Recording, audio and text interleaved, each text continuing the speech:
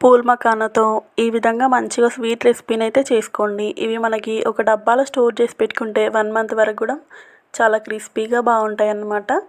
దీనికోసం ముందుగా ఒక పావు కప్పు దాకా పూల్ మఖానా అయితే తీసుకొని వేయించుకొని పక్కన పెట్టుకోండి. ఇప్పుడు ఇందులోనే ఒక పావు కప్పు వరకు బెల్లంని అయితే సన్నగా తరుగుకొని వేసుకొని ఇందులో ఎలాంటి వాటర్ని కూడా యాడ్ చేసుకోకుండా ఈ విధంగా కరిగించుకోండి. ఇప్పుడు ఇందులోనే కొద్దిగా ఇలాచి పౌడర్ని కూడా యాడ్ చేసుకోండి.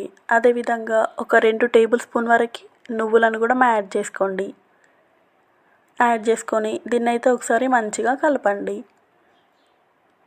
కలుపుకున్న తర్వాత మనం ఇందాక వేయించి పక్కన పెట్టుకున్న పూల్ మఖానా కూడా ఇందులో వేసుకొని ఒక 2 to 3 మినిట్స్ అయితే దీన్ని మంచిగా కలుపుకోండి. ఈ విధంగా కలిపామంటే మనకి బెల్లం సిరప్ అంతా కూడా వీటికైతే మంచిగా పట్టుకుంటుంది. ఈ విధంగా కలుపుకొని మొత్తం కూడా ఈ విధంగా వీటికైతే పట్టుకున్న తర్వాత స్టవ్ అయితే ఆఫ్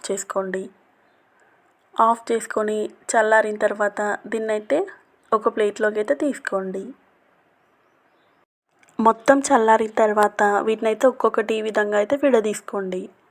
ఇవైతే చాలా చాలా టేస్టీగా ఉంటాయి. ఒక డబ్బాలో స్టోర్ చేసి పెట్టుకున్నామంటే మనకి 1 మంత్ వరకు కూడా నిల్వ ఉంటాయి. టేస్ట్ అయితే చాలా చాలా బాగుంటుంది.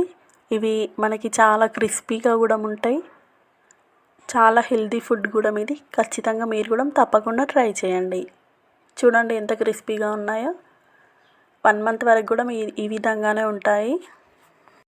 ఇలాంటి మంచి వీడియోస్ కోసం మన ఛానల్ అయితే సబ్స్క్రైబ్ చేసుకోండి.